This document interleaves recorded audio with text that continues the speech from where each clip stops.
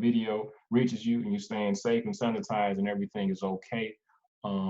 Stephanie, would you say that coders, would you say that that would be a recession-proof, pandemic-proof type of field to go in? And if not proof, would you say at least at a minimum that you're probably going to fare a little bit better as a coder as opposed to somewhere where you have to actually physically go somewhere and perform a job? What do you think? I will say yes and no, because I feel like no job is, recession proof or anything proof, but given that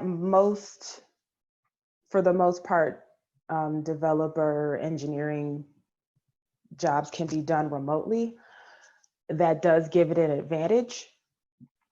And there are a lot of companies that are still hiring, the companies that tech companies are still hiring, even though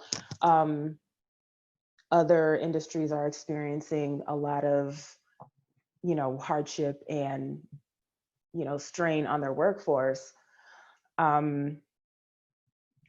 Tech is somewhat shielded from that, but also I will say if you are building, if you're tech is usually you're building a product for somebody.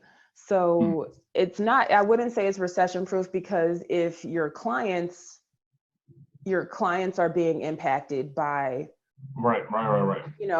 if your clients are being impacted by the pandemic, then they can't pay you to Makes sense. to build their product or to maintain their product. They're gonna have to cut, they're gonna have to make cuts and tighten their belts a little bit to so that they can stay afloat. So I would imagine maybe smaller companies are feeling it a bit because they're losing clients. Especially if it's a smaller company and they service smaller, like small businesses, or especially small businesses are being impacted. So the impact is so widespread. So like I said, it's not just like a clean cut yes or no. It's Gotcha. very much depending on, there are a lot of factors, but I would say tech is not hurting as bad as a lot of other. True. It's not hurting as everybody's hurting right now, but tech is not suffering to the same degree.